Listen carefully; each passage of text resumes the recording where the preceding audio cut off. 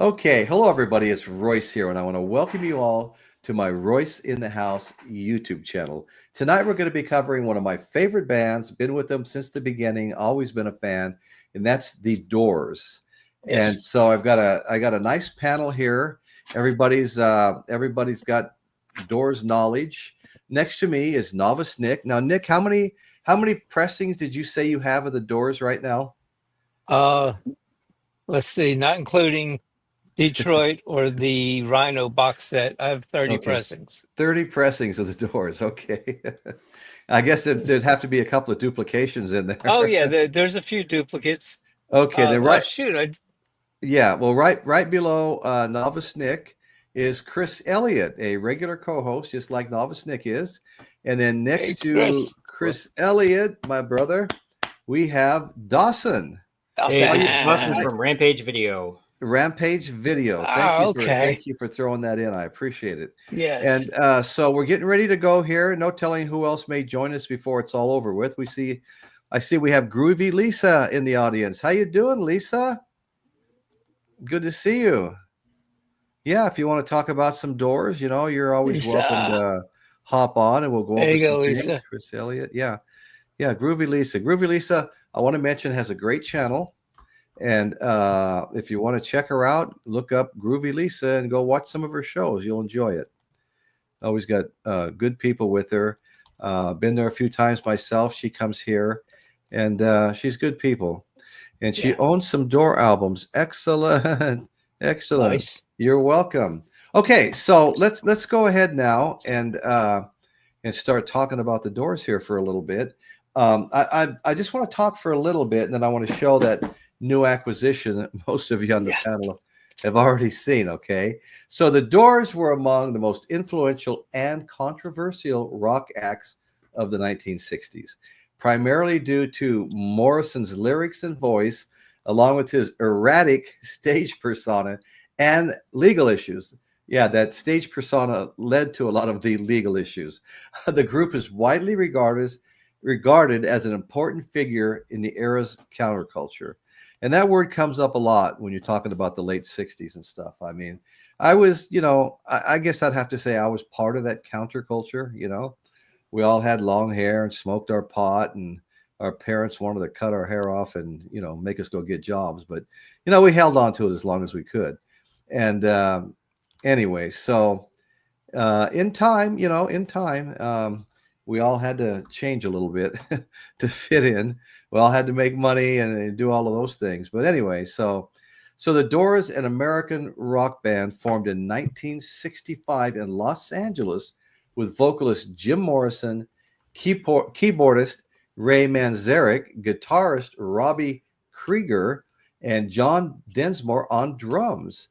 Now, James Douglas Jim Morrison, was an American poet, singer, songwriter from Florida. He was the lead vocalist of the rock band and has been cited as one of the most influential frontmen in rock history. Now, what do you guys think about that comment? He's cited as one of the most influential, leaders of a rock band in history. I would have to throw a yes in there on that myself. Yep. Oh yes. I think so. And for positive reasons and negative reasons. I mean, he was definitely a mixed bag. So yeah, he was definitely a mixed bag. He could get a little crazy up there. He'd drink and use drugs and things like that. And hi, Daydream Violin James. Okay, so anyway, he could get a little carried away. I've got a few little stories, stories to tell later. Although Jim was, influential and good and bad, and the Doors really didn't survive without him. You got to remember that the Doors was not just Jim. No, but when he left, they carried on, the three of them. They did 2 albums. I was going to mention that later. Then they got back together and did a third album, which included some stuff that they had recorded from Jim. But with Jim, they did psychedelic rock, blues rock, acid rock. I mean, so influential, yes. Mm-hmm. Absolutely. Hey, been joined by Gloria. How you doing, Gloria? Good to see you here. Are you a Doors fan? Okay, so all right, so let's move on, folks. Let's move on. Okay, so yeah, Ray was great. yeah. So the band got its name from let's see, the band got its name at the suggestion of Jim Morrison from the title of Aldous Huxley's book, The Doors of Perception. Okay. They were unique and among the most controversial, influential rock acts of the 60s, mostly because of Morrison's lyrics' charismatic nature, but unpredictable stage persona. After Morrison's death in 1971, the remaining members continued as a trio, releasing 2 albums, Other Voices and Full Circle, until disbanding in 1973, 2 years later. The Doors were inducted into the Rock and Roll Hall of Fame in 1993. Okay. Now, you know, before I go any further, guys, I wanted to show my recent acquisition. I went to, on Black Friday, we had record store day at, most of the record stores, probably all the record stores. I was disappointed in what my record store had to offer. They only had 2 bins of new record store day material, not a single album I was in the least bit interested in. Well, I think there was an old blues one that I would have been interested in, but I was disappointed. And I asked the guy there, Chad, I said, "Hey, Chad," I said, "did you guys get that 4-album set, that live 4-album set of the Doors?" And he goes, "No, man, we ordered it. It didn't come in." He goes, "But it's going to be here any day." He goes, "Why don't you give me your name and number?" So I found out yesterday, I was looking at my voicemail, he had called and said it was in. So I drove down there and bought it. It had my name on it. They tagged it for me. And they said it was $94. And I said, I just read the message that Chad sent me. Chad said $74. But I paid the $94 and left. And we got down the street. My wife was driving. And I said, "We got to go back. There's something wrong here." So I went in and I said, "Hey, listen, man." I said, "You had a price tag on the sleeve." Yeah. And I said, I peeled it off. And underneath that was the lower price tag, not just the lower price tag, but the price that was quoted to me over the phone when they said my album was in. So he scanned it. He scanned the barcode on the record store day hype label right here. And it came up what they charged me, the $94. That's record store day. Okay. There's the barcode down here. And I go, "Well, why was I just told 74? And why, when I saw there was a double price tag on there, I peeled one back. The other one was the 74. He goes, "Hey, man, I don't know, but I scanned the barcode pad." And then he got on the phone with his boss, and he gave me $25 back, which I thought was more than the difference. But anyway, Yeah, he's trying to keep you as a customer because I'm sorry, that's not right. No, that's right. To change a barcode, all you have to do is go into the store computer and you've changed the price. Well, and you know what? I'm pretty sure that's what happened. So this is what I got. It's a 4-album set. And I was really excited to get this. It was live in Detroit. And we're going to talk about that for a little bit. Then we'll get back with the regular track. Okay. So here's the hype sticker. Everybody says, "Oh, you got to save all that stuff. You got to save all this." Oh, yeah. Yeah. At my age, I got to say what? So anyway, it also well, it's not for you. No, it's not for me. It's for whoever my heirs sell it to. Okay, so anyway, there's the band. Let's see if I can get a. I can't see what I'm doing here. Okay, well, I'll tell you what. Let me just make myself bigger at the moment. Okay. There you go. Okay, so now you can see the band. And what I like about the inside, these liner notes are just absolutely amazing. Nice. I'm not gonna read them because there's too many. It'll take too long. But, Jim looks so disinterested in that photo. I love it. Typical, right? Okay, but anyway, these liner notes are just absolutely great. And then of course now you have the 4 albums, and the covers, of course, look all exactly the same. No change whatsoever on the covers.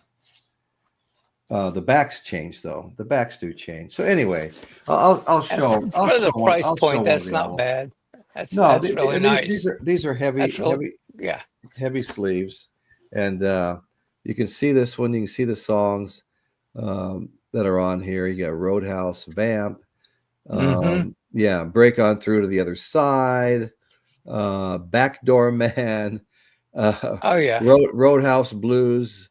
You know, I mean, there's just you know, it's a different cover on the back, and there's also Nice. a ticket right here.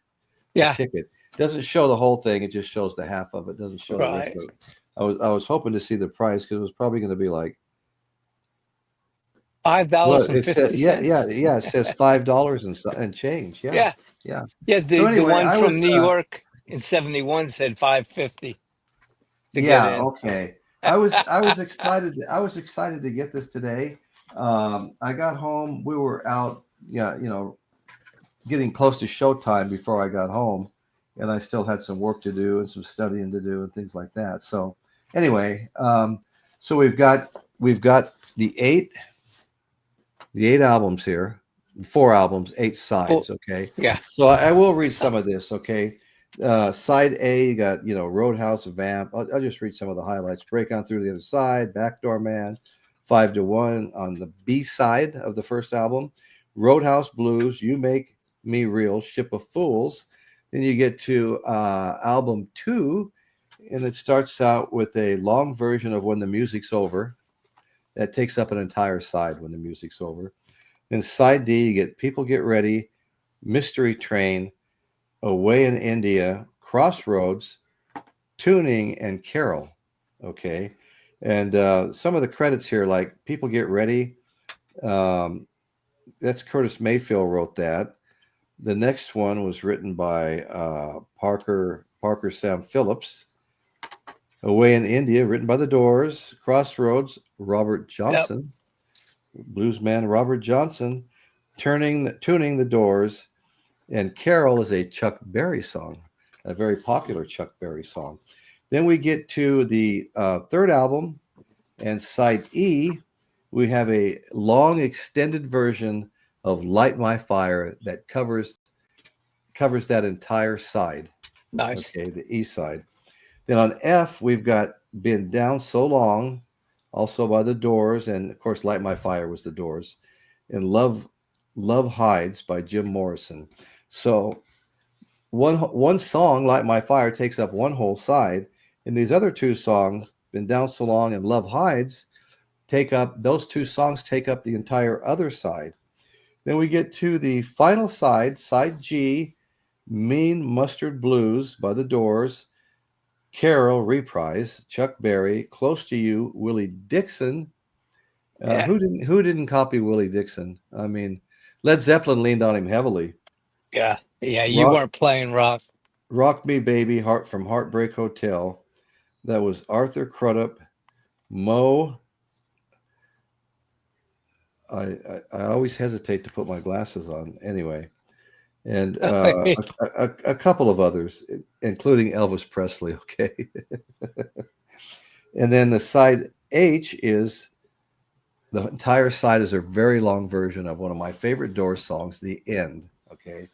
So anyway, that comprises my 4 album set. I feel fortunate to have gotten it. It's not Nick, what was the 7 album set? That was all the studio albums. They only released 30,000. I know Mazzy did a show. 6. It's a 6 album. Six album. Okay.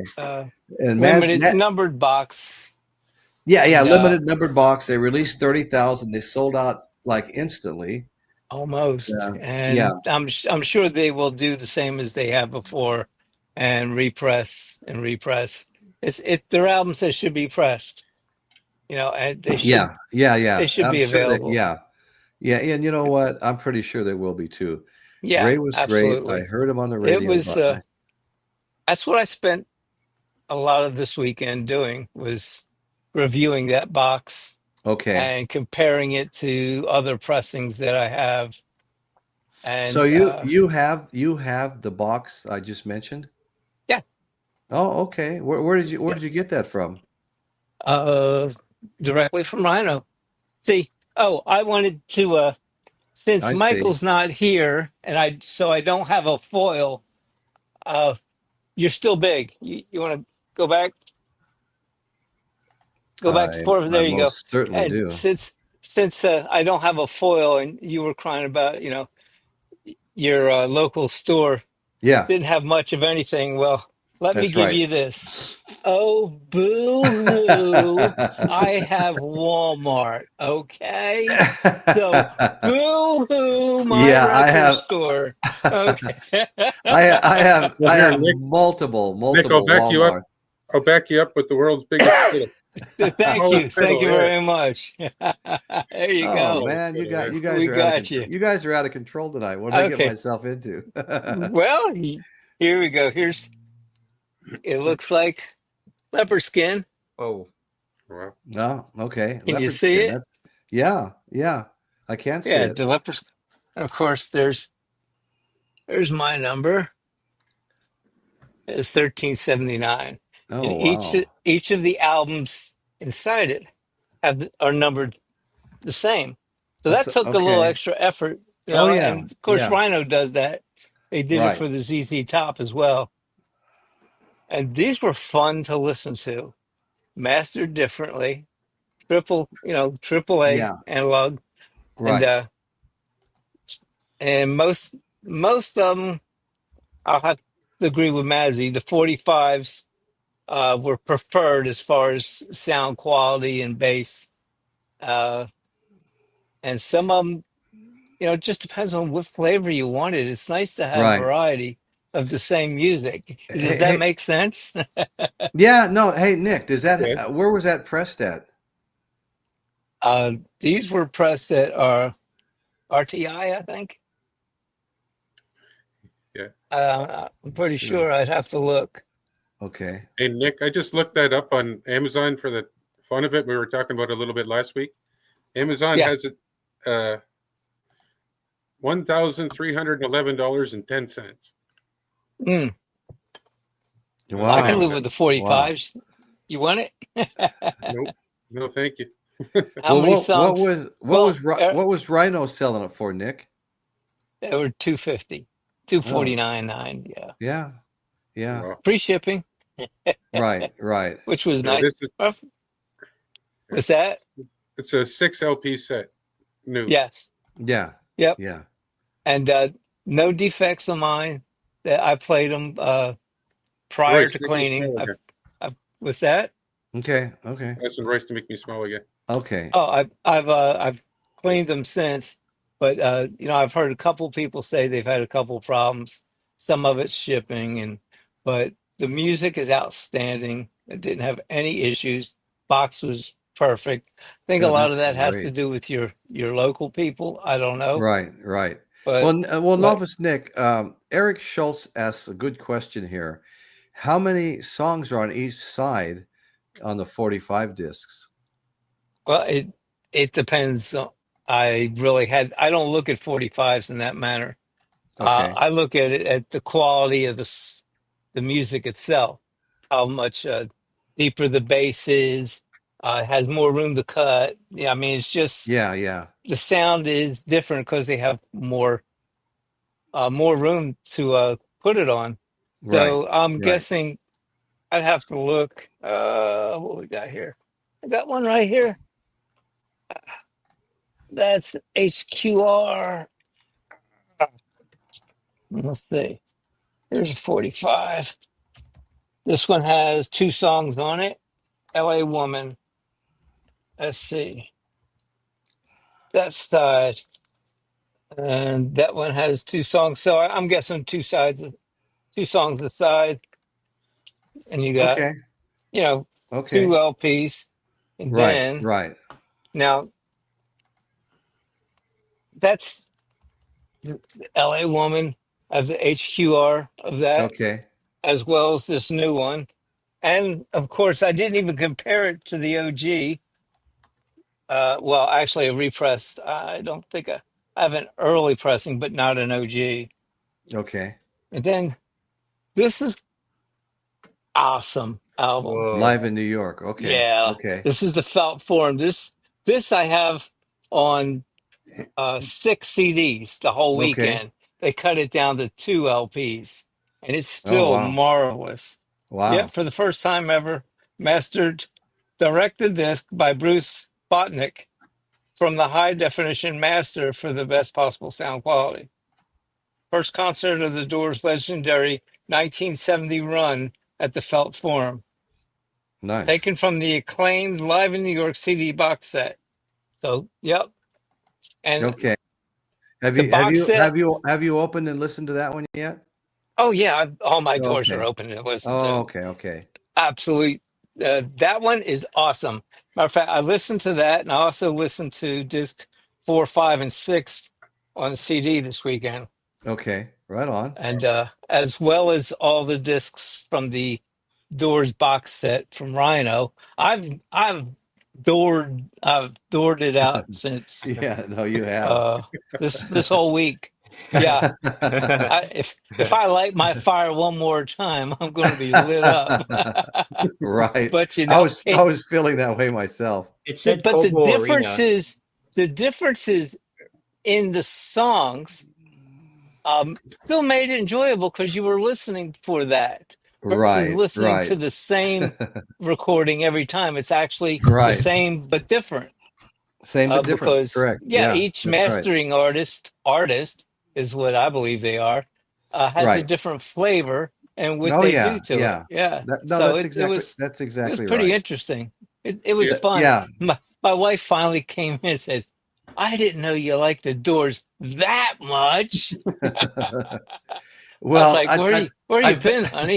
Yeah, I got right. one small piece of that album you're talking about, though. I bought my brother the 4-disc box set, I think back from the 90s, something 93 or 4.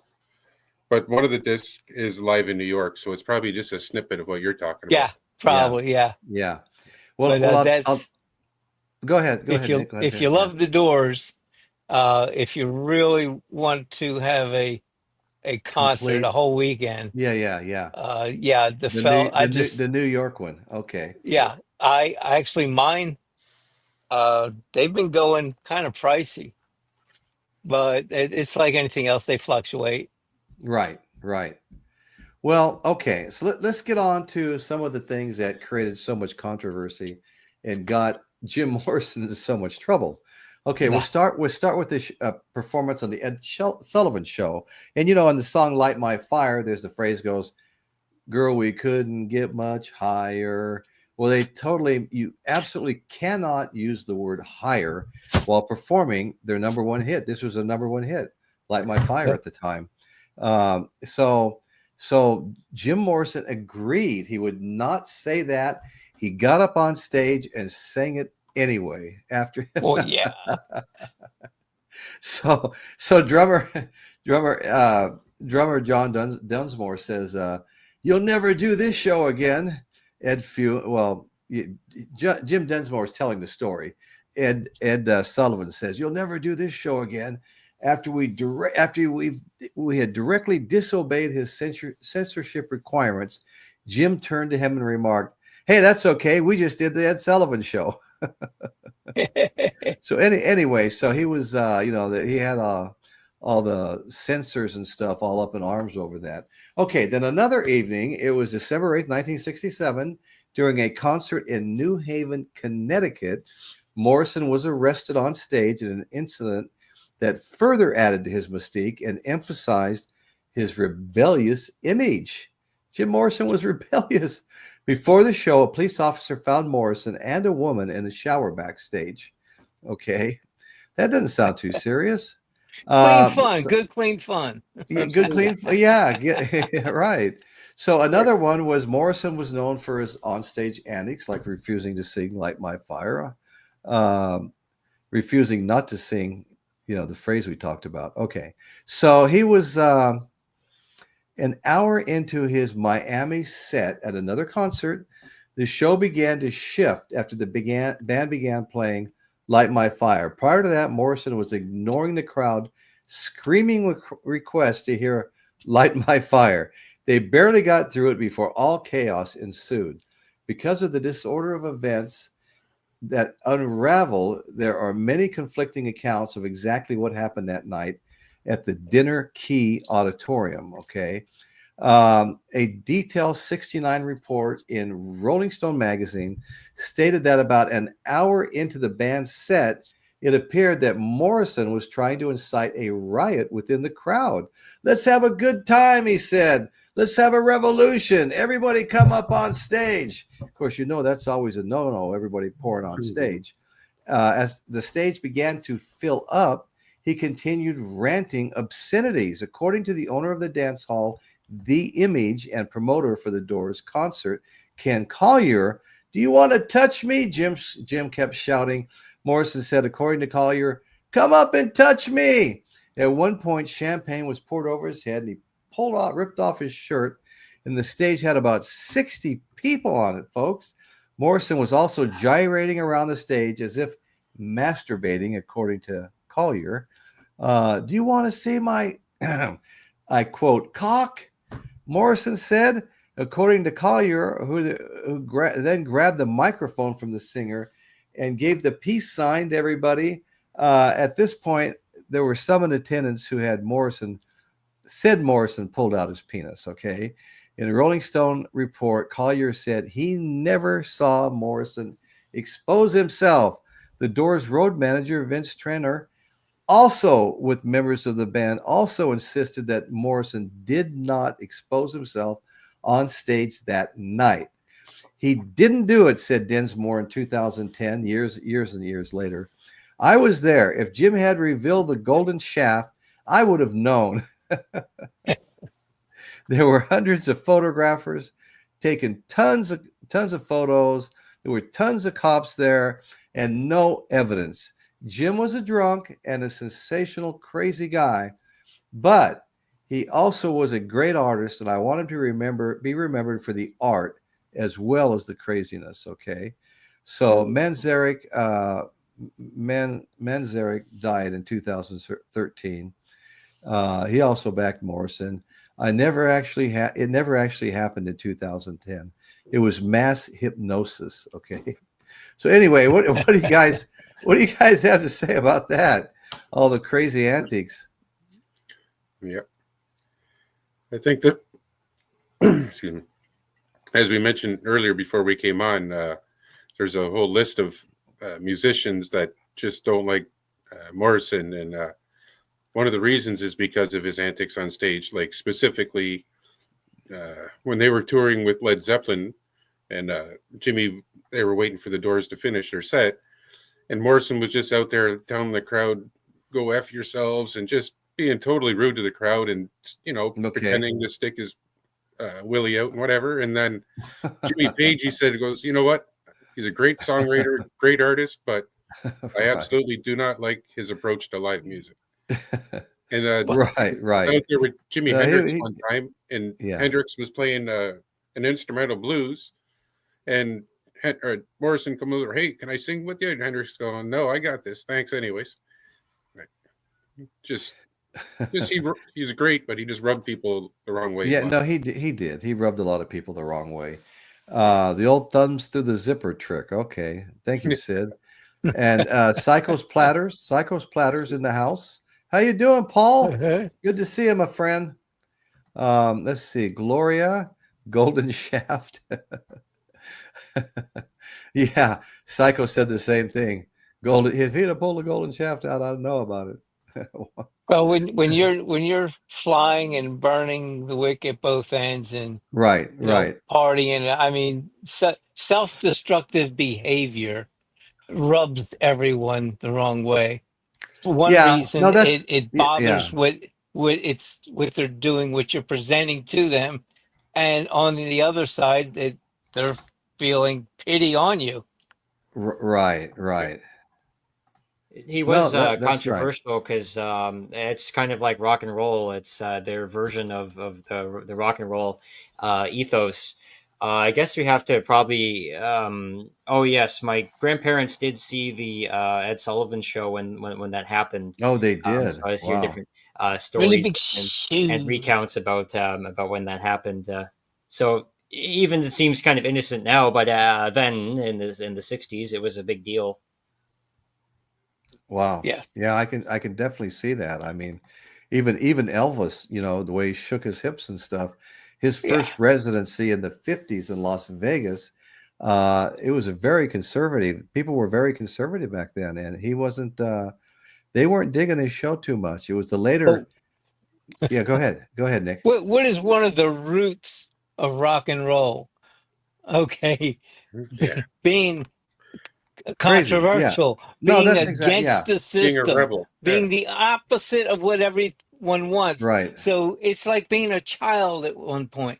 You tell a child, "Don't you do that." Well, what's the first thing that kid's going to do? He's going to do it and do it and do it.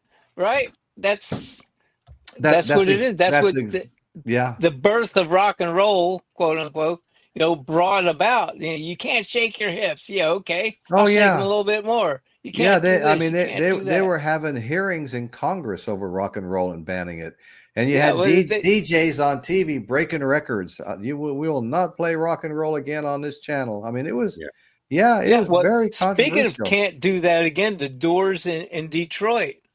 Okay, that concert you're talking about. Yes. I was watching another gentleman present some information. Okay. He said they had to be done by midnight. They had to be out of the building. And Jim said, forget about it. Everybody sit your asses down. Excuse me, but I was being kind and interpreting his words. Right. And he says, we'll pay the fine. We're going to stay later. You want to rock and roll for 2 more hours? And of course, they got banned from ever going back into that concert hall again. But that night was theirs. They couldn't very well throw out 12,000 people? No. And so, yeah. So, I mean, when you have the stage, you pretty much have control. Oh, yeah. So, yeah. So that's the story I heard about that concert. And I don't think Jim really cared if he ever got invited back anywhere. The way he I don't think he did either. Eric Schultz got a great comment up right here. And I also want to say hi to George, Music for All 4 Seasons, who's also got a great show to go watch. We all need to get behind George over there. Okay, so before we get to that, 1 second, Royce. Go for it. Talk about Eric's comment there. Sure. Just a side note of the Detroit concert. My uncle and my aunt and a couple of their friends were at that very concert you're talking about. Oh, nice. I live here in Windsor, and they're like a mile across the river. So I mean, okay. So yeah, they were at that concert. I don't remember what they were saying about it, but they said it was pretty wild. Like I don't remember any specifics, but right. They said it was pretty wild. They didn't ever seen anything like that before. Yeah, and that's the show Jim wants to put on. That's what he wanted to do, and he delivered it. Even though the establishment, frowned upon them. On that last note you popped up. Yeah, I don't know how people couldn't take them as serious artists. Yeah, antics in all. A lot of bands had antics. A lot of acts of every flavor have antics. But to think that they weren't serious musicians, I can't fathom that. I can't either. See, when Morrison died, a few years before I was born, obviously, but I've seen the Doors twice, and when they were touring with the guy Ian Astbury of the Cult, and even then, like in the 90s and early 2000s, the second time, they were still phenomenal on stage. They were playing great. I mean, not Jimmy, although Ian Astbury, he definitely didn't do any disrespect to Morrison with his singing of his songs. Mm-hmm. But yeah, the musicians were great, even well after the band broke up. Right. Yeah. I mean, artists, nobody's going to pay to see artists under any name if they're not putting on a good show. And that word of a good show travels. Right. You don't, So, as long as you're putting on a good show, I mean, how many iterations of Foreigner and they're still selling tickets? Okay. So as long as you're putting on a good show, Is there even an original member left in Foreigner? I don't think there is right now. No. Maybe somebody that's been in for quite a while. Michael would be original. able to straighten it. Right now, this is the spot where Michael goes on for 30 minutes. And I love you, Michael. Wish you were here. Yeah, I saw Foreigner once, but that's because my niece was in the choir that they had on stage. So there you go, Dawson. Yeah, yeah, I love that album. I have that too. That's the repress they did, a year ago? This was 2016 approximately repress. It's worth quite a bit, it sounds really good too. Nice and select. Nice.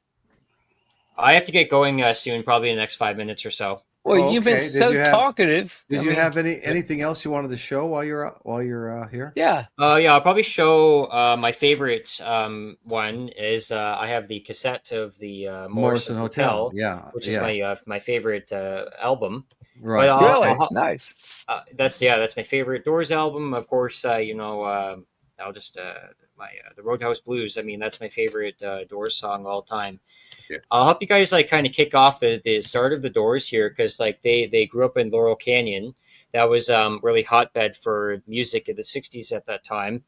Probably when people got burnt out from the Hyde-Ashbury. It was probably before that actually, but he was there. He was there in the 60s. He was there for a long time. He was right behind the store. Just right behind the store. It was the store was really popular in Laurel Canyon. I've done about, 3 shows on Laurel Canyon, and who's who of rock and roll were up there all at the same time. And 2 or 3 different people take credit for putting Crosby, Stills, and Nash together, because they weren't really a band. They were just up there as individuals, individual members of previous bands, and just a lot of great synergy up there. I mean, it was just amazing. And they would say, what's his name? Was it Peter Tork of the Monkees? One of the Monkees would throw a party at his house, and it was always nude only. You had to come completely naked to his parties. And then Mama Cass threw a lot of parties and bought a lot of food and fed everybody and took care of everybody, like a real mama, Mama Cass. And and anyway, the stories that came out of that place. And Jim Morrison, right in the middle of it, he wound up doing a residency at the Whiskey A Go-Go, which was just practically across the street as far as, being close. I know. And oh my God, it was, who wasn't up there? Like I said, Crosby, Stills, Nash and Young, Jackson Brown, the Eagles. The list just goes to infinity. It was crazy. Yeah.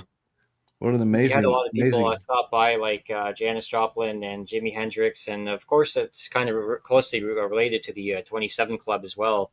In that geographical area, I think Jefferson Starship was probably hanging out with them for a while, and later on in the early 70s, Alice Cooper got to see that. And when you watch Alice Cooper's radio shows, he quite documents a lot of the things that have happened there. Yeah, and Alice and Zappa was there, and Zappa gave Alice Cooper his first big break. Yep. Recorded a couple of albums for him. And I thought there's so many interesting stories out of there. I did that show a couple of years ago. I think it's got like maybe 12,000 views right now. And it's been real popular. Laurel Canyon kind of comes and goes as far as, the media, where it gets a lot of attention. Like not too long ago, somebody was doing a series on Laurel's Canyon, and it was popular, kind of a big name podcaster. And so my show, I was getting several hundred new views a month, just piggybacking on that guy's show, because people would go looking for it and they'd see mine too. They'd watch his that issue of the series, then come back and watch mine, And so it's just interesting how it all works sometimes. But Laurel Canyon was an amazing place, just amazing. You had the Hollywood Vampires, and I'm not talking about the band, the Hollywood Vampires, at the Rainbow Club in Hollywood. Alice Cooper was the president. He formed the Hollywood Vampires Drinking Club. Okay. Keith Moon was the vice president. Harry Nilsson was, some kind of an officer. And whenever John Lennon was fighting or split up, they call it the Lost Weekend. It lasted like several years. He left Yoko Ono and brought her, what was kind of her aide, May Pang, I think was her name. Mm-hmm. He brought her with him to Laurel Canyon. and he was really tight with Harry. Harry, God, what was his last name? Nilsson. Harry Nilsson. Yeah. Harry Nilsson. And so whenever Harry Nilsson knew that Lennon was in town, they hung out exclusively, and they'd go down to the Whiskey a Go-Go, and Harry Nilsson taught Lennon to drink Brandy Alexander's, his favorite drink. They went down there one time to the Whiskey a Go-Go, and the Smothers Brothers were playing, and Lennon got so drunk and messed up, he was yelling insults to him, and he punched somebody, and I think they wound up getting kicked out that night of the Whiskey a Go-Go because Lennon was completely out of control. But I mean, so many stories. They said part of the fun of those meetings was seeing how Keith Moon would come dressed. He'd go to all these costume stores. He might come dressed as the Queen of England. He might come dressed as a French maid, And that was all tied into Laurel Canyon too, because a lot of those people lived there. They didn't live there; they were visiting there often. Anyway, so yeah, thank you for having me on. I just wanted to throw in that Laurel Canyon comment, and I hope you guys have a good rest of the show. Yeah, I'm glad you mentioned Laurel Canyon. That's a big part of it. Thank you. Who recommended the Yardbirds BBC sessions? I did. Oh, okay. You got it. How you like it? I liked it. Enjoyed it. Good, eh? Some of it was okay, and then other of it was that's interesting, and I hadn't heard that before, and that's really rock. I mean, it was surprised me in spots. I was like, wow, it was rock before its time. Yeah, it was really shocked. good. Yeah. It was really good. Yeah. Yep, absolutely. Yeah, we needed to take a little break from Zeppelin. It was slowing down a little bit, because we covered it so many weeks in a row. So that's why we did Jeff Beck last week, and we're doing the Doors this week. And I'm not 100% sure yet. We'll be taking a serious look at it, but I'm not 100% sure who we'll be doing next week. I don't think it's good to go back to Zeppelin this soon. There's so many other things happening out there. We're doing the Doors. To pull a Chris. We're doing the Doors. Remember? This is disc 6 of that felt form. This is the 4th show. The original comes in a box that's in red and looks like the cover I showed you, but I couldn't find one at a reasonable price point. But this one had all the discs in the sleeves, just plain white sleeves that came in. It just didn't have the outer box. Hey, considerable discount, so I bought it. Hold that up again, Nick. Oh, sure. Yeah. Yeah, there's 6 of them. This is disc 6. Okay. Wow, 6 of them. Yeah, and this is the 4th show. Oh, there we go. Okay. Wow, that's cool. Yeah. Yeah. So it's outstanding. Listen, if you. Yeah, it is. You can listen. Great. There's 4 shows, so you can listen to any of the 4 shows or all of the 4 shows. See, this particular one's from Sunday evening, January 18th, 1970. Where were you on that date? Right. Okay. Check out Rampage video and peace out. Okay. Thanks, Dawson. Good to see you. Thanks for joining us. Take care, Dawson. Okay, so Eric Schultz got a great comment here. Break On Through, to me, is the perfect introduction to the Doors. It starts with John's jazz drumming, then Ray's bass keyboard. They didn't really have a bass player, so Ray was always sometimes with one hand playing bass and the other hand, Okay, so anyway, then Robby's guitar, then Jim sings. It all comes together. Yes, it really does all come together. Thank you, Eric. Jerry, mine was crazy but good. How was yours? Thanksgiving. Caitlin stares at James. No way, genius. Good, thank you. That's funny. Those two are always getting along. Oh, I know. Break On Through is my favorite song. It's a great song. I like so many of the Doors songs, Everything from I love that riff on Love Me 2 Times. Yeah, absolutely. I mean, I absolutely love that. And of course, I like, the end when the music's over. There's so many great songs to like here. More Doors discussions could continue next week, or you could discuss The Who. The Who's sellout is an interesting subject. The Who, Eric, has been on the top of my list when we switched from Zeppelin. And I'm make totally, us big. okay. I'm totally leaning on the Who's. That's probably what we're going to do, Eric. Okay. Get that comment off the screen, Royce, so you can see Nick. Yeah. Okay. Yeah. Okay. This is. I don't have a outer sleeve that'll fit on this, Right. so I had to put the obi that way Okay. and sleeve Yeah. them like that Right. You see a lot of because I people just doing that. couldn't. I need a bigger They just sleeve. don't fit inside. Yeah. But Now that's the this Rhino right there, right? right. This is the Rhino box Yeah. set. This obi was originally cut from a flat piece of paper, cardboard. So Okay. I'm not damaging it by making it flat once again. Right. So that's that one. And then we have Chad's copy. Okay. Okay, that's the 45 speed. That's the 45 speed. Yeah, Okay. original master tapes. Unmatched quality control.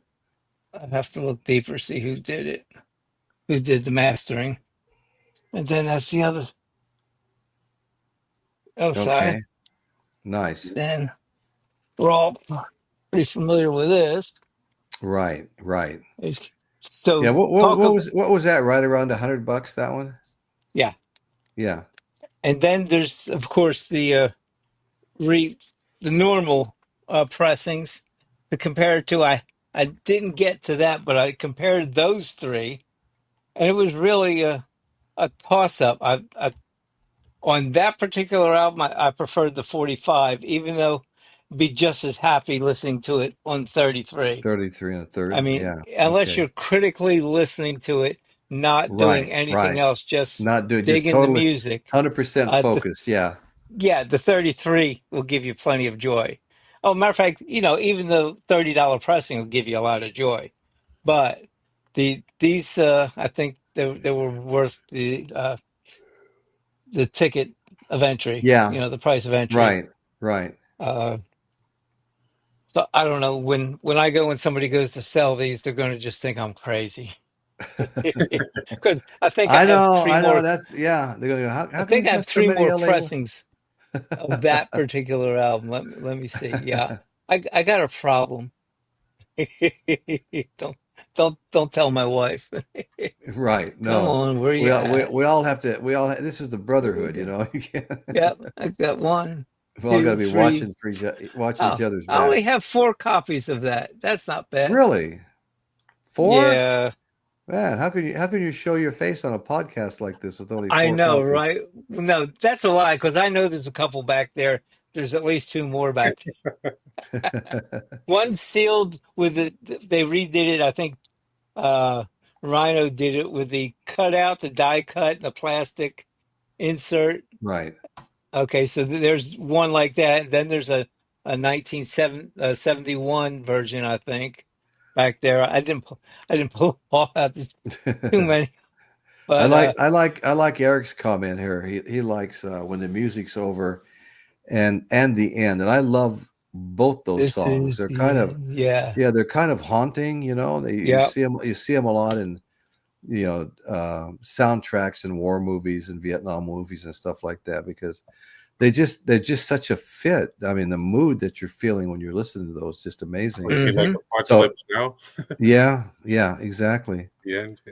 So I don't know what happened to Michael Nolan. He never actually said anything to me. He did that one Beatles show, the releases, the first 7 albums, whatever it is.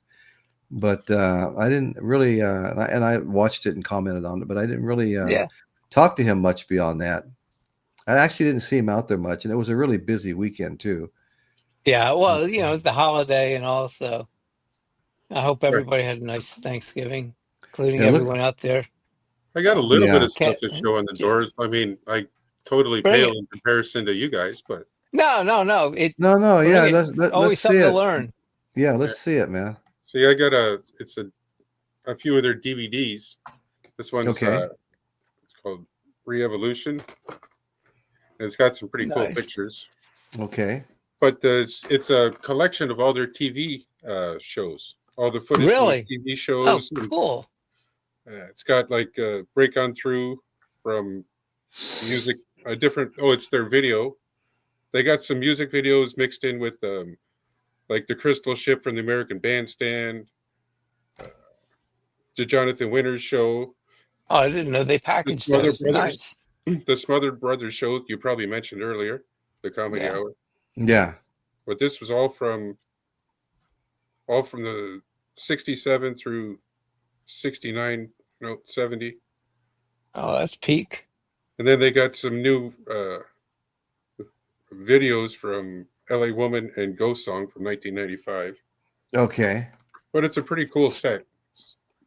Nice. Yeah, looks I looks hadn't like seen it or is. heard Yeah. of it. There's Right. the CD and everything.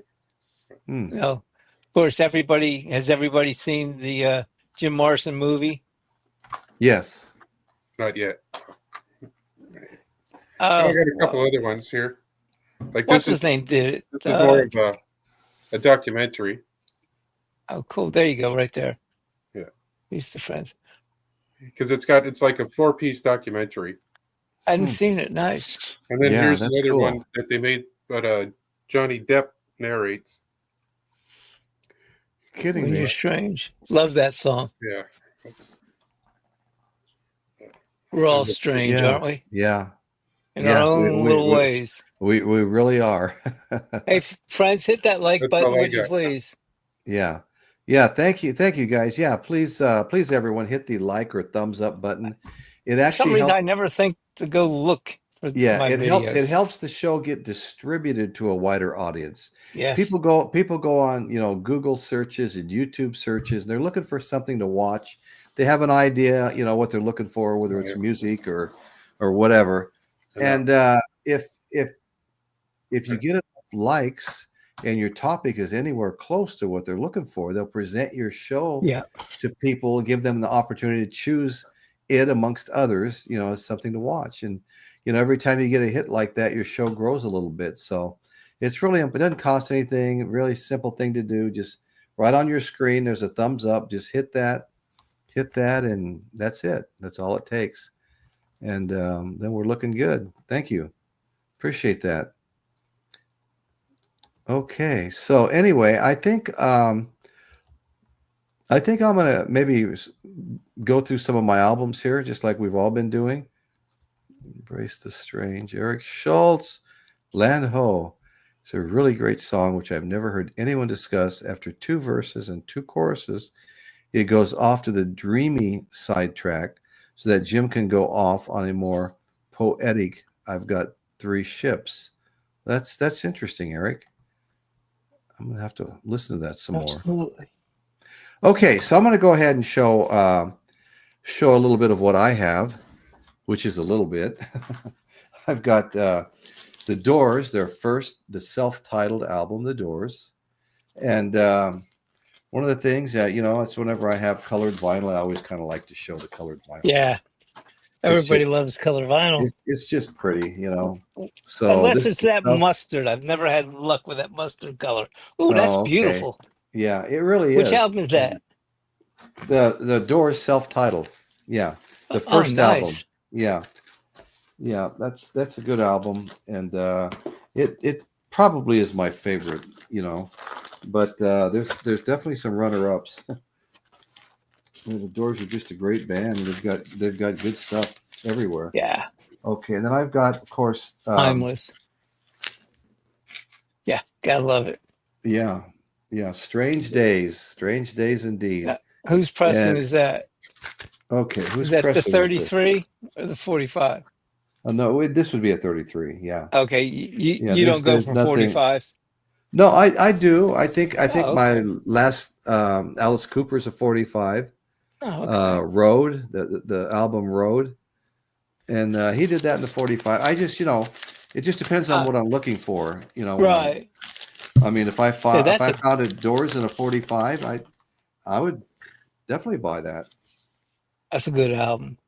Yeah. They're all good. This has got some good stuff on it. It's got Strange Days, Your Lost Little Girl, Love Me Two Times, and I really love that song. What a great album. I love that riff that goes all the way through that song, Love Me Two Times. Yes, absolutely. Yeah, and then it'll carry you away.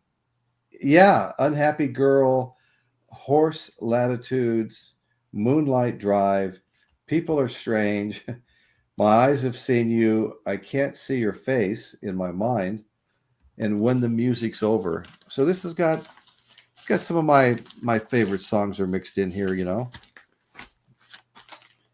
And then let's see, what do I have here next? I have We have such a smart gallery. Morrison Hotel right here. Yes. Morrison Hotel. And that's this is definitely a smart gallery. Yeah. Yeah. It was Val Kilmer that was in the Val Kilmer. Yeah, The Doors. Yeah, from Top Gun fame. And man, what a good job he did, you know. Yeah, I mean really he did. Yeah. Except the band hated the movie because it only highlighted all of Jimmy's bad things and not too much his good stuff. Yeah. Right. That's what they do. Yeah. Well, they're in the business of making money. Unfortunately, sex and rock and rolls and gossip sells. It tells you the state of the human race. Yeah. In some ways. Well, Quick Spec 4D, he made a bunch of shorts using his colored vinyl. I think that's a great idea. I've used colored vinyl on a number of my shorts too whenever I have it. You know, in fact, I did the Doors in a colored vinyl. Rolling Stones. Ryan. Yeah. Meg Ryan. Cal McElhaney, Frank Wales, Kevin Dillon, and Billy Idol also starred in that movie. Yeah. Okay, so what do we have here on Morrison Hotel? Well, it starts out really good. We have Roadhouse Blues. Let's see. We've got Roadhouse Blues, Waiting for the Sun, You Make Me Real, Peace Frog, Blue Sunday, Ship of Fools. Then on side 2, Land Ho, The Spy, Queen of the Highway, Indian Summer, and Maggie McGill. So this is a good album. I don't have a bad Doors album. Let me put it like that. No. And then I have I've got L.A. Woman. That's actually a recent acquisition. I've been kind of looking for that. But anyway, it's got side 1. You've got The Changeling, Love Her Madly. That's a great song. Yeah. Been down so long. Cars Hiss by My Window, and L.A. Woman. L.A. Woman's a fantastic song. Side 2, you got La America, Hyacinth House, Crawling King Snake, The Wasp, Texas Radio, and The Big Beat. That's a trippy song. Yeah. And Riders on the Storm. I love that song. Riders on the Storm. Yeah. Yeah. I don't know. This isn't colored vinyl or anything. Why is this not my catalog? Now here's another one here that I really enjoy for obvious reason. This is the Doors' greatest hits. Doors' greatest hits. Yeah. And we'll have to look at the vinyl because it is colored vinyl. Look at Jim Morrison here. Yeah. There you go. No, I don't want another number of his. No. He never said. Yeah, right. He said Jim Morrison never, right? Yeah. Yes. Here's a bunch of Doors albums on the back. Yeah. Anyway, this is cool. It's got some. Never thought I'd call white beautiful, but it's got some beautiful white vinyl here, and it really looks. I have good. that one. It really looks good in white vinyl. Okay, so that's an amazing album here. The Doors' greatest hits. We really need to hear the track list because let's see if there's anything we think is missing here. Okay, it starts out with Hello, I Love You, Light My Fire, People Are Strange, Love Me Two Times. Gotta hold this up while I read it. Love Me Two Times. Okay, Break On Through, Riders on the Storm, Roadhouse Blues, Not to Touch the Earth, Touch Me, L.A. Woman. So yeah, just compilation of great songs and white vinyl. I only have one more, so I'll just go ahead and deal with it here, and that is the Doors' Weird Scenes Inside the Gold Mine. Oh, that's one of the ones I got. Oh, I have that. Do you have that one, Chris? Did you say? Yeah, on CD. Okay. One of the couple of compilations. Yeah, this has got. Let's see. This has got "Break On Through," "Strange Days," "Shaman's Blues," "Love Street," Well, it looks familiar, but evidently "Peace I don't have Frog." it. No, you don't. Okay, Nope. the Wasp, Texas Radio, and the Big Beat. Side 2. This is a double album set. I think I neglected to say. Side 2, Love Her Madly, Spanish Caravan, Ship of Fools, The Spy, and The End. Then we get to side 3, album 2. We have Take It As It Comes, Running Blue, LA Woman, 5 to 1, Who Scared You? You Need Meat. Don't go no further. You need meat. That's weird. Okay, side 4, you've got Riders on the Storm, Maggie McGill, Horse Latitudes, When the Music's Over. Okay, so this Probably one of my favorite songs. No, that's great a double best album of. set there, guys. Great. Yeah, it was released in 1972, just after Morrison died. Oh, Okay. okay. Well, here's another live album that I just found that was where it was recorded. This album was compiled from live performances recorded in cities throughout the United States between August 1969 and June 1970.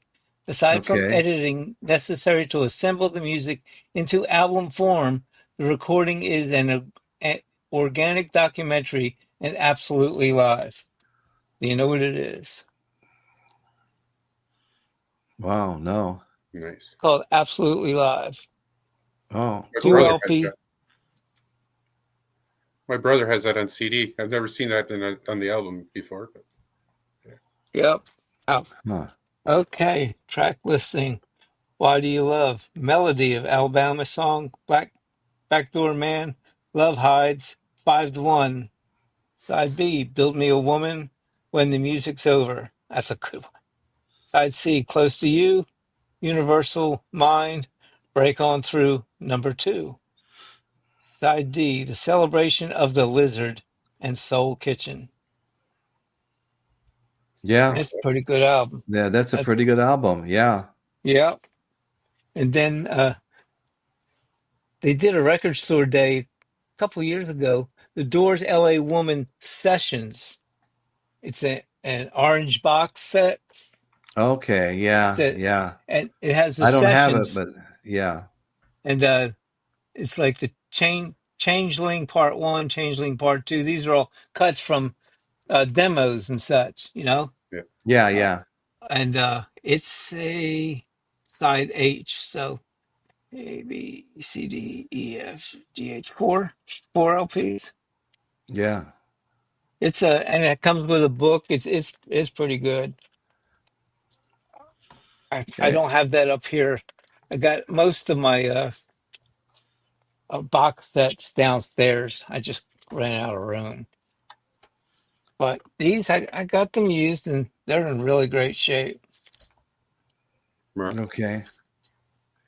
Yeah, so Who Scared You and You Need Meat were 2 B-side non-album single songs, says Eric. You guys are mentioning the singles. I got one more thing. 2 more things. Yeah.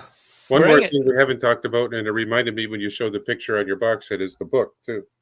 Okay. Yeah. No one here gets out alive. Well, yeah. But then, mentioning the singles, I have this set here. Hold on. Let me see it. Make me big, Royce. Make it big. Yeah, let's get big here. This is a blast. No, it's called The Singles. Oh, yeah, I seen that for sale. It's got 44 songs on it. Wow. All the singles. I don't know if that... If you guys Now, what format is that in? CD. It's all from Rhino. CDs. And it's got a Blu-ray disc of the Best of the Doors, the one you just went over. It's got a Blu-ray audio of it. Oh, sweet. Yeah. So, like, some of the songs are the ones you just mentioned, too, that were just B-sides are on there. Tell All the People. Right. Blue, the Piano Bird, the Mosquito, Get Up and Dance. Different stuff I've never even heard of before. Yeah, that's interesting.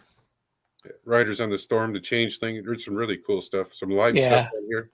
I love when they got But just Nick, you'll out like there. that one. If you can find that, Nick, go for it. You'll like it. Or anybody out there. Yeah. Oh, I've taken your advice before, and it's Yeah. good advice. So, Yeah, there it is. totally. Last time I looked at that, I have no access to used anything, and it just Wow. yeah, Interesting. Oh, you don't it's have a any nightmare. used album stores and stuff like that up there? And you pay a price for being in the country, Oh yeah, for you sure. know, and I'm 2 hours from civilization, and Wow. I mean, and that's not even that big a town, but yeah, it's just so. Well, what do we have? We have online ordering, eBay, Yeah. Walmart. Right. There is a Well, Target in town, but I never go to Walmart and Target. Target both can get some good stuff. Yeah, sometimes, but you never have an opportunity for used. Right. No Somebody. opportunity for used. That's a bummer. Yeah, Yeah. and How far do that's you have to go to find a used record store that's well stocked? whatnot. Isn't that sad? I don't get the opportunity to dig. That's something I would Okay. love to do. Yeah. Be able to dig in a decent It store. can be fun. It'll be And fun. frustrating if they're packed too tight. Well, yeah, frustrating if they're packed too tight, and frustrating when there's a whole bunch that you want and you really want to spend that Well, kind of yeah, money. that's always the case, right? Right.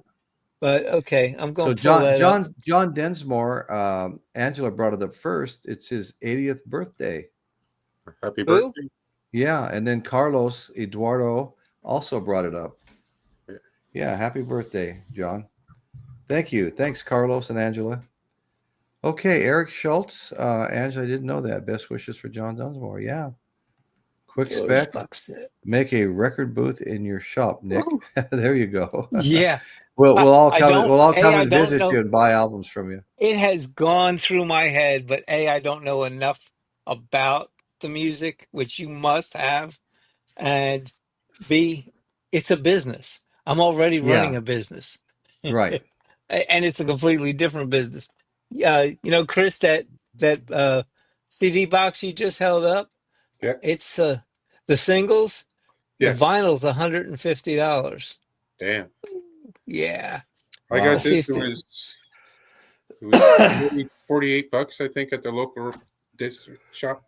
So Here we go. Good buy. Two disc version. How many discs are there? this is 2 CDs and 1 Blu-ray. 3 disc version's $136. Wow. 2 I got disc it for version. $46. Wow. Yeah, I bet you that has the Blu-ray in it. Yeah, it does. The 3 disc. Yeah. Oh well. Yeah, some of the stuff's hard to Blu-ray's find. Put it on the wish list one day. Yeah, the high resolution quadraphonic mix. That's what the Blu-ray's got. Oh, nice. And I have the system to play it on. Yeah. Some of those Rhino Atmos recordings are just incredible. I have a few of them. As a matter of fact, the Doors one. There's one I didn't mention. I have the Doors quad. It also has DSD and stereo from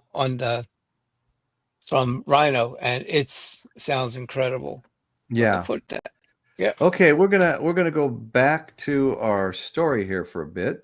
Yes, please do. And yeah. In fact, we left off with all of the things he'd been doing on stage and getting himself in trouble for. Yeah. So after the show, there were actually warrants. That last big show, he was said to be running around naked on stage and stuff like that. Okay, there were warrants for Morrison's arrest for lewd and lascivious behavior in public by exposing his private parts and by simulating masturbation and oral copulation, according to Rolling Stone. This was added onto his previous arrest, including one in 1963 for disturbing the peace during a college football game, and again in 66 for sexual assault. Those charges were later dropped. Okay. So Morrison was also the first rock star to get arrested on stage during a concert at the New Haven Arena in New Haven, Connecticut in 1967. Prior to the band's show, police found Morrison backstage in the shower area with a woman. When asked to leave, Morrison said, now this is why he got in trouble. Yeah, you're thinking good, clean fun. Two consenting adults in a shower. Okay, but Morrison told the cops, eat it, to the officers who maced him. So the show was delayed.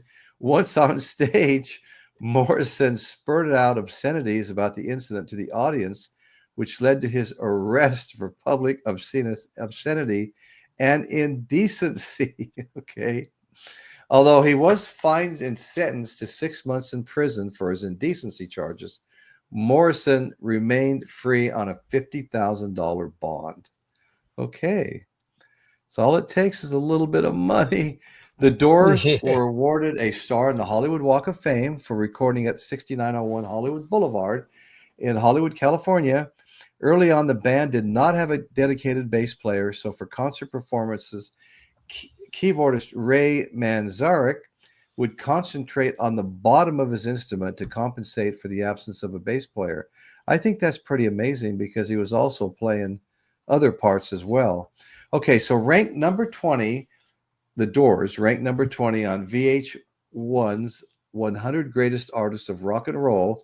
After signing with Elektra Records in 1966, the Doors, with Morrison, recorded and released 6 studio albums in 5 years, some of which are generally considered among the greatest of all time, including their debut that I showed earlier in the red vinyl. Their debut, The Doors, 1967, Strange Days, 67, LA Woman, 71, dubbed the King of Acid Rock. They were one of the most successful bands of their time, and by 1972, the Doors had sold 4 million albums domestically and nearly 8 million singles. 8 million. How many singles did you have on that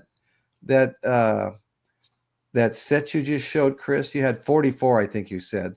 Yeah. Wow. Okay. Morrison died in uncertain circumstances in 1971. In 1978, they reformed for an American for the album An American Prayer. This is the one I mentioned earlier. They did the 2 albums as the remaining 3 members of the band, but then they reformed in 78 for the album An American Prayer, which combined new music with Morrison's reciting of his poetry, recorded in 69 and 70. They reunited again briefly in 1993 when they launched into their rock and roll, when they were inducted into the Rock and Roll Hall of Fame. And for several one-off projects in the 21st century, in 2002, Manzarek, Krieger, and Ian Ashbury of The Cult on vocals started performing as the Doors of the 21st century. Densmore and the Morrison estate successfully sued them over the use of the band's name. After a short period of time as Riders on the Storm, they settled on the name Manzarek and Krieger and toured until Manzarek's death in 2013. The Doors were the first American band to accumulate 8 consecutive Record Industry Association gold LPs, 8 consecutive gold LPs. According to the RIAA, the Recording Industry Association of America, they have sold 34 million albums in the United States and over 100 million worldwide, okay, making them one of the best-selling bands of all time. The Doors have been listed as one of the greatest artists of all time by magazines like the Rolling Stone, which ranked them 41 on its list of the 100 greatest albums of all time. So unfortunately, Jim Morrison is in the 27 club. He died on July 3rd, 1971. Pamela Susan Corson, was his longtime companion. She's of the singer, Jim Morrison, of course. Corson stated she discovered Morrison's body in the bathtub of a Paris apartment in 1971. He was 27 years old. The official cause of death was listed as heart failure, although no autopsy was performed because none are required in France, French law. Okay, so Corson said that Morrison's last words, his girlfriend said his last words as he was bathing were, "Pam, are you still there?" All right, so I don't think I have too much more to report on here. I mean, songwriter royalties from songwriting are usually divided among the songwriters. Kind of like, where did all the money go? Divided among the songwriters. For the Doors, Robby Krieger, Jim Morrison were the primary songwriters. So they received royalties from their compositions. Record label, of course, got plenty. Publishers, estates and trusts. The estates of deceased members, particularly Jim Morrison's, may also receive royalties depending on the management of their rights. Overall, the distribution of royalties can be complex and influenced by various contracts and agreements over the years. Okay. So anyway, the Doors logo, designed by Elektra Records, first appeared on their debut album. And other than that, I have one little kind of where they're finally breaking in story I wanted to tell. Okay, and it starts out from February to May of 1966. The group had a residency at the rundown and sleazy Los Angeles club London Fog, appearing on the bill with Rhonda Lane, an exotic dancer. The experience gave Morrison confidence to perform in front of live audiences. Okay, and boy, that confidence grew, didn't it? So, and the band as a whole gave the band as a whole time to develop, and in some cases lengthen their songs and work The End and Light My Fire into pieces that would appear on their debut album. Manzarek later said that at the London Fog, the band became a collective entity. Okay, this unit of oneness, that is where the magic began to happen.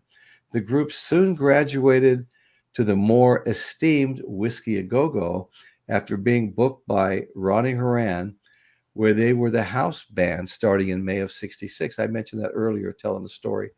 So anyway, they had supporting acts that included Van Morrison's group, 20-minute jam sessions on Gloria, some of the people that came in and played with them.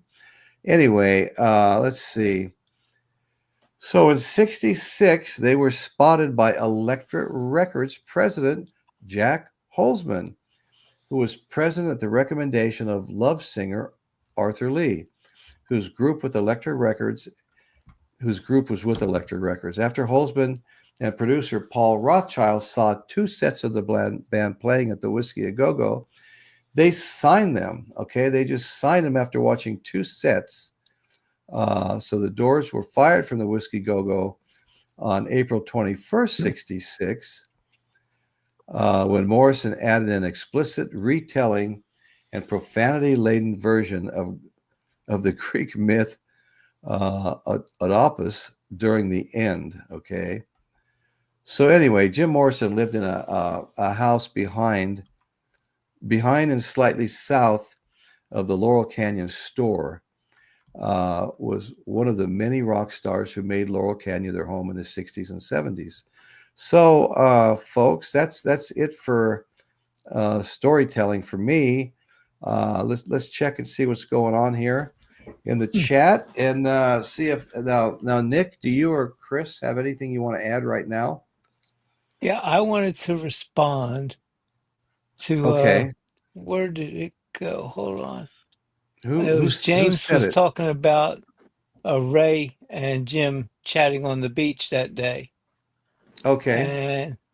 And Ray, there's a podcast, it's a 3-hour long podcast or interview of him talking about meeting Jim on the beach that day and the story No of kidding. his relationship with Jim. Yeah. I was outside doing some work, and I always listen to podcasts or something. And this came on after something else I was listening to. and it just captivated me. I wish I could remember Wow. more of it, but Okay. it was a hell of a day on the beach and when they met and the relationship they had. And boy, it was so long ago. I just remember there's a really good podcast. Yeah, Uh, that's amazing. just can't recall a lot of it, but it was pretty long. I was like, wow, and I listened Wow. to I think all of it, but Okay. it's out there somewhere. I'm sure you can just Google it Well, and find it. let me ask Carlos Eduardo Arameo. Uh, he said Ray Manzarek was here in La Paz in 2011. So, Carlos, do you live in La Paz? I've been to La Paz. I've been down there at a fish camp. We fished in the Sea of Cortez for 5 days. Actually, I built someone a jewelry store with apartments behind it. And it was really, really custom stuff. The lighting was all designed by jewelry store lighting experts. Same with all the Nice. cases to make everything really pop. Yeah, that's cool. And anyway, so I built that for him, and he said to me, "Hey, Royce, if you and I are still friends when you're done building my jewelry store, I'm going to take you fishing." And now I assumed we have Morro Bay, which is 11 miles as the crow flies. We have San Luis Obispo, and both of them have sport fishing places. I assumed one of the local places. Well, he called me up one day, a few months after the buildings have been done, and wanted to know what I was going to be doing, like a certain time next month. I go, well, just not much. What'd you have in mind? He goes, well, remember when I asked you if you wanted to go fishing with me if we were still friends? I said, yeah. Well, he took me to La Paz, Mexico, and we fished the Sea of Cortez and caught sailfish, marlin, filled the whole boat with tuna one day. I mean, we just had an absolute ball. There were even a couple of days when there were hurricanes on the mainland Mexico, and the dock was on wheels. They'd pull up a big bulldozer and pull the whole dock out of the water to keep it from getting destroyed. But Stan and I still wanted to fish, so they would beat Chapanga. They'd tell us to get in it, and about 10 guys, 12 guys would turn it around and shove it out into the water, push it out there by hand. And you talk about a fun time. We really had a ball.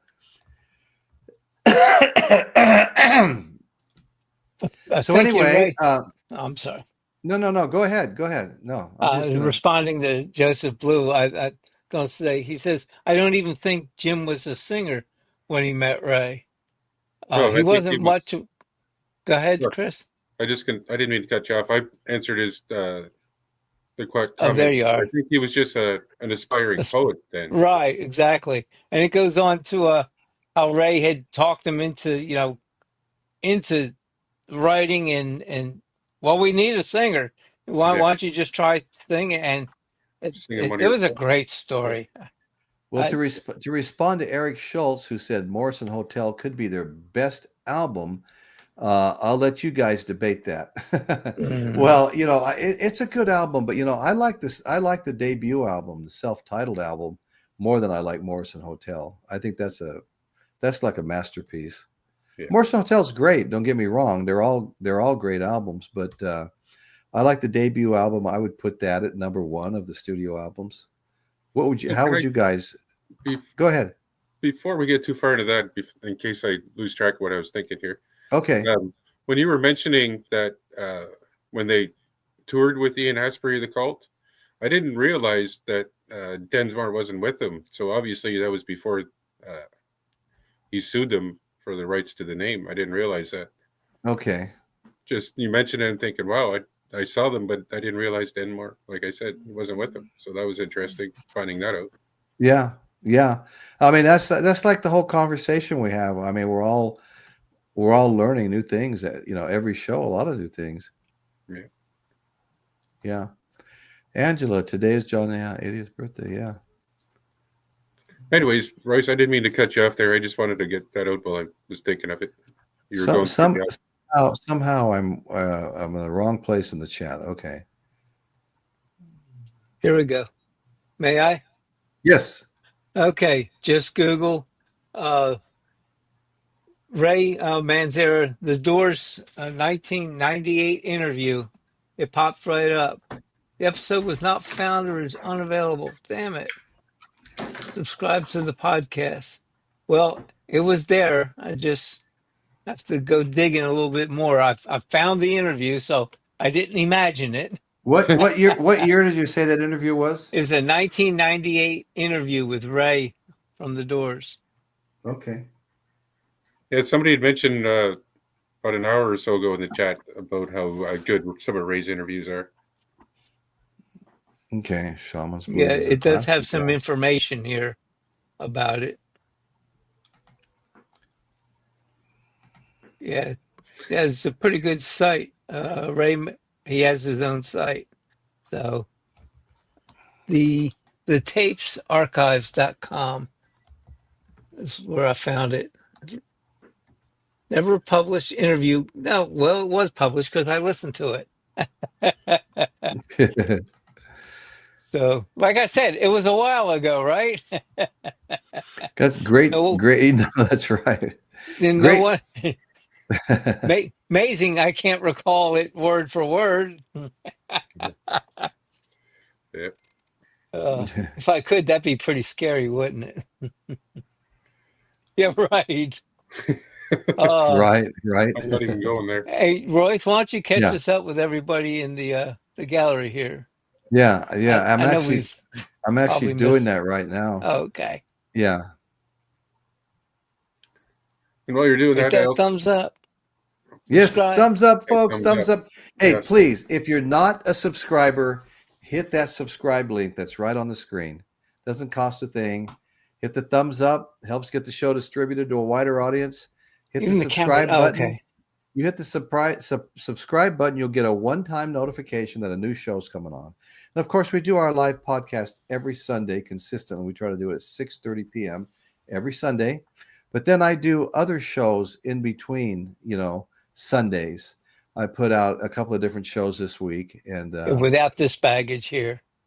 no, they're pre-recorded. I mean, a long one is like 10 minutes long. Okay, and I have them 6 and 7 minutes, 9 minutes, 10 minutes, and they're actually fun to do. You pre-record them and set them up for whatever time you want them to come on.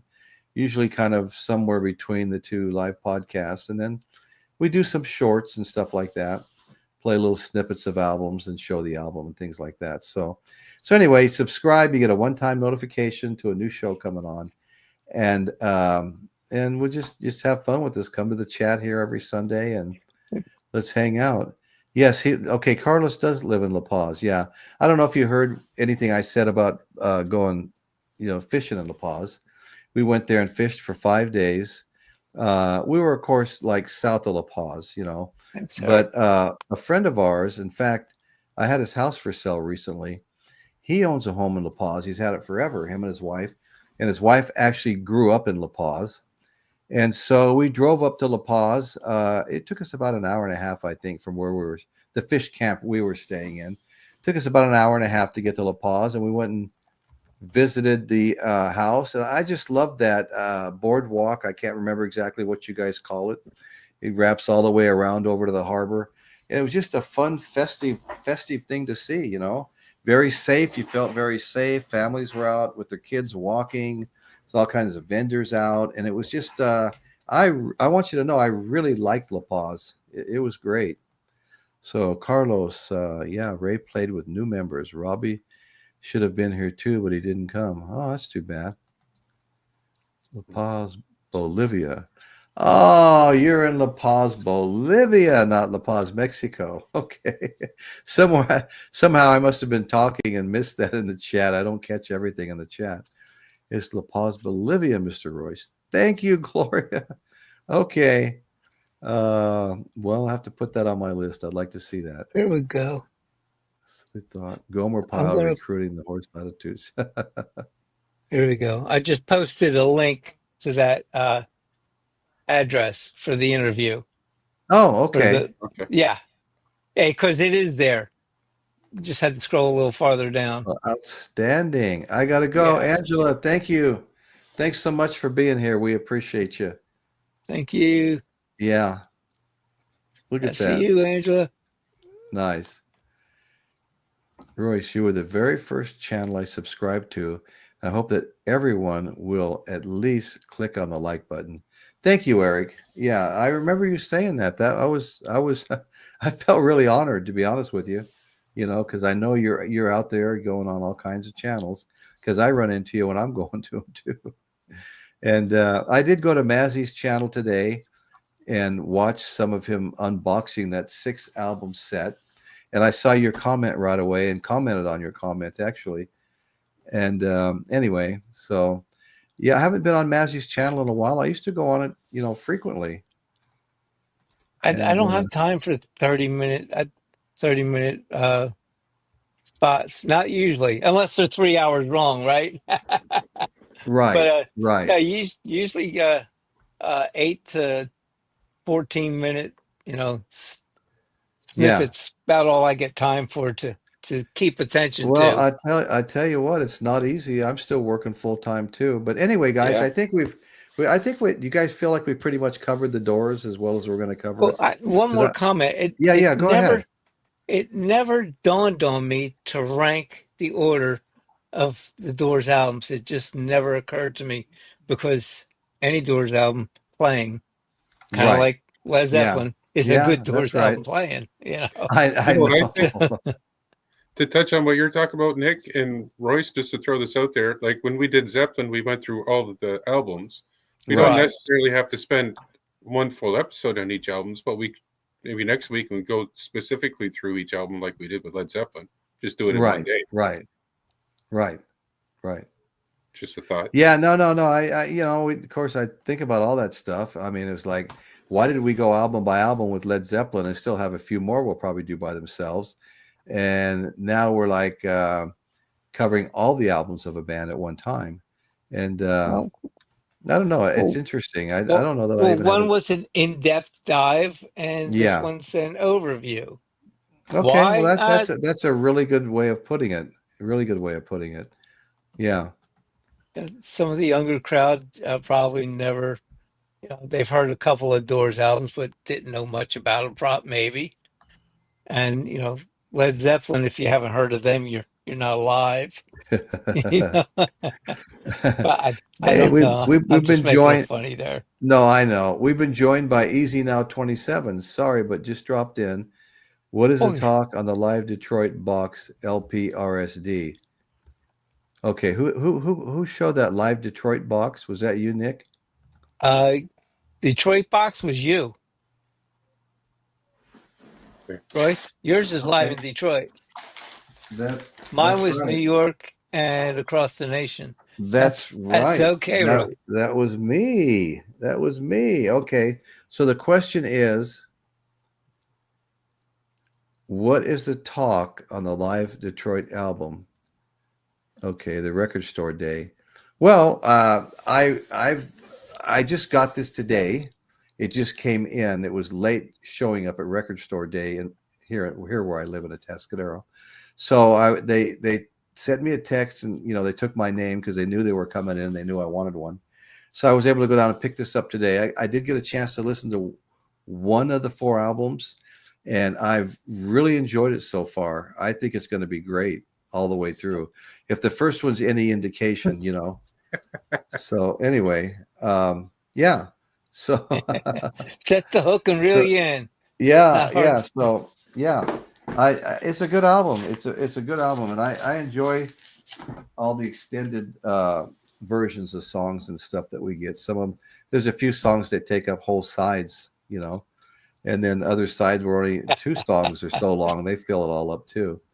But anyway, so that was kind of the talk on that, and we are actually, guys, getting ready to sign off here.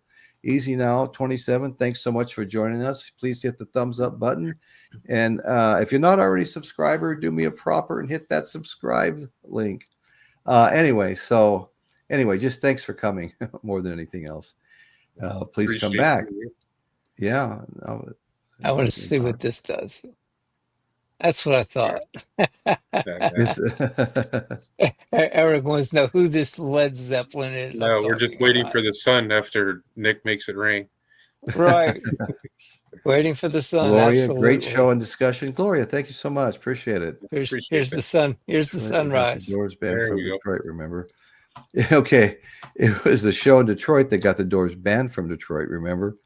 It was Detroit that had an organization to stamp out the Beatles. Great. Yeah. That sounds like hostile territory for a rock band to me. The building no longer exists either. No. Yeah, Carlos. The end. Great building. The end. The song "The End," I believe, takes up one whole side.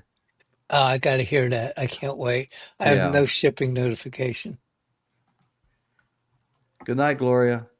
Yeah, thanks everybody for joining us. Thank you, Kate. I hope everybody's doing well. I know last week people were struggling a little bit, and I hope everybody's doing well and all your families are doing well. Nobody's in as much pain. Thank you, Chris. Absolutely. George, Music for All Seasons. Great show, Royce and panel. Thank you, George. Thanks for showing up and thank you, friends, being a part of it. Thanks to all. Carlos, thank you, brother. It's always more fun with more people. Blue. What's next week? I think that I was leaning towards the Who next week. In fact, I've been leaning towards it for a couple of the Who. Who? What's on first? Okay, so let's just go with the Who. We'll call it right now. Let's go with the Who. Okay. Good night, all. Good night, Dr. Rick. Good night, all. God bless. The Bills are destroying the 49ers. I got to get out there. Okay, guys. Thanks so much for joining us. Had a good time tonight and appreciate y'all being here. And that's what's happening in Royce's World today. Thank you all so much again. And good night, everyone. We're signing off. Good night.